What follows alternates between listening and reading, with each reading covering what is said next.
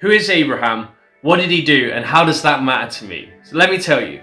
Basically, God calls this guy Abram, or who he later names and gives a new identity, Abraham, to just give up his home and leave, promising that he will bless Abraham, lead him to a new promised land, and make him and his descendants into an entire nation.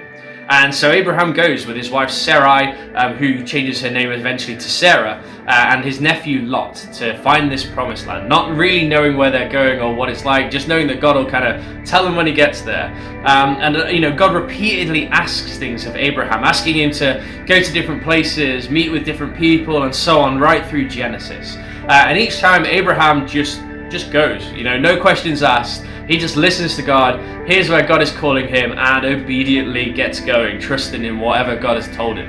And because he goes, God makes Abraham a whole bunch of promises along the way. He promises Abraham the land, promises that Abraham will be blessed, promises Abraham that he will actually be a blessing to others too, and so on. And one thing that God promises to Abraham is that he'll have many descendants who will also be given the promised land, which is kind of confusing to Abraham and his wife Sarah, because she's probably a bit old to have kids.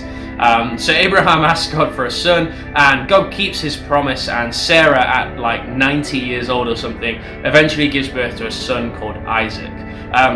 Along the way, Abraham also starts to become quite audacious in asking things of God too. So for example, in the case of Sodom and Gomorrah, Abraham asks God to spare those who are good within those cities, and unfortunately there aren't many, but God spares Abraham's nephew Lot and Lot's family.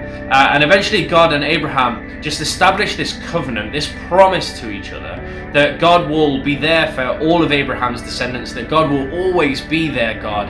And then they make a symbol of this promise, which is for Abraham's descendants to be circumcised. And if you recently joined us for our Church Online series on Galatians, that's why everybody's making such a big deal out of being circumcised, because it was how this covenant between God's people and God is made. Then God also later tests Abraham. So he asks Abraham to sacrifice that son he was after for so long, Isaac. And again, Abraham's like, okay, God, I trust you. Gets ready to do it, like raises the knife in the air and everything. And then God's like, okay, that's it. And he stops it.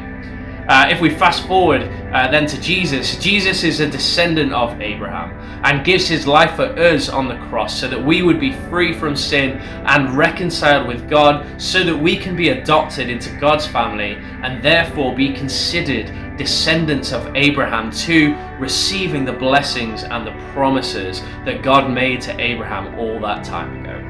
And so in short, we need to be just as obedient to God as Abraham was. We can be audacious in what we ask God for, and we get to hold God to his promises, trusting that he'll be faithful and bless us as those adopted into his family.